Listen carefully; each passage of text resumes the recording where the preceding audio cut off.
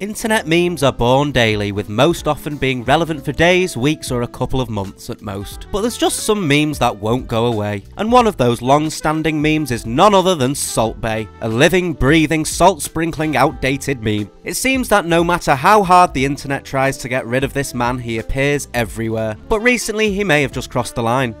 My name is McFoodie, and today on Food Thoughts we take a look at the reason Salt Bae got banned, and hopefully this time for good. When you look at Salt Bae's story, it might look like he's an appealing guy to get behind. A rags to riches story coming from nothing and achieving seemingly everything.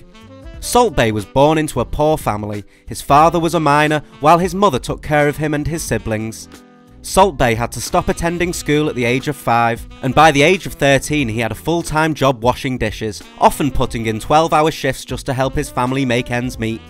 He eventually got together enough money to go abroad and gain experience in the restaurant industry overseas. By 27, Salt Bae returned to his native country Turkey and opened his own steakhouse, and got lucky when a wealthy Turkish businessman ate at his restaurant and offered to invest in Salt Bae's business after seeing his impressive techniques when cutting meat. It was from this that he was able to open restaurants in the Middle East and began to grow his business outside of Turkey. Salt Bae first became an internet sensation in early 2017 when someone whipped out their phone and recorded his unusual method of sprinkling salt on a steak, and thus Salt Bae was born. The Turkish butcher now owns a staggering 22 steakhouses throughout the world, famously offering gold-coated steaks at eye-watering prices. It's safe to say that the Salt Bae meme did rounds upon rounds on the internet. Everyone and their auntie was involved, and in his early days of the meme, he was pretty popular to say the least. Sports players celebrated by mimicking his pose, kids dressed up like him for Halloween, a mural of him was painted in Australia, and every other tweet was a Salt Bae inspired meme.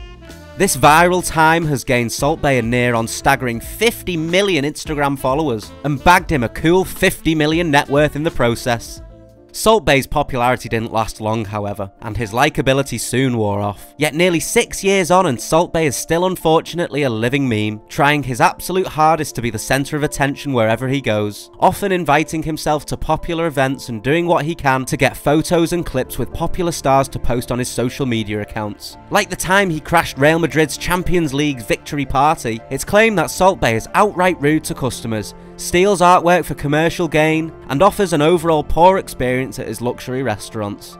But Salt Bae may have taken it a step too far this time in his pursuit for clout with his annoying, disrespectful and downright illegal actions at the 2022 Qatar World Cup Final. Pestering Messi for photos, pretending to sprinkle salt on the Jules Rimet trophy, putting players' medals in his mouth and being an overall nuisance while the Argentinian players were trying to celebrate possibly the greatest moment in their sporting history. Salt Bae posted photos on his Instagram of him holding the World Cup trophy on more than one occasion, something that is strictly prohibited unless you're a tournament winner or a FIFA official.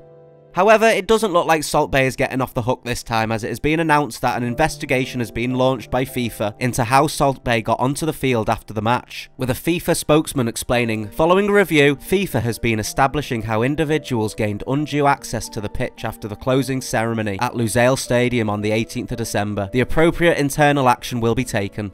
What's probably most annoying about this is, what does Salt Bae have to do with Argentina anyway? The man's from Turkey, a whole 8,216 miles away from Argentina to be precise. He had no right to be celebrating with the players and their families. I can almost say for certain that if France lifted the trophy instead of Argentina, then he would have been down there doing the same thing with the French players. The man is nothing more than an attention seeker, trying his very best to stay relevant on the forefront of the internet. The World Cup is the most viewed sporting event, with FIFA estimating an approximate 3.5 billion people tuned in, meaning that Salt Bae knew this world stage was the perfect opportunity to get some airtime, but he just went about it all wrong. I mean, look how disinterested Messi looks. After all, the man's a 5-year-old meme. Memes are usually dead and buried long before this point, and Salt Bae, being the clout-chasing monster that he is, needed to do what he had to do in the fight to stay relevant. But to be honest, it couldn't have backfired anymore, as following on from his ego-driven activities, he was actually banned from the US Open Cup and from attending the Rolling Loud Festival.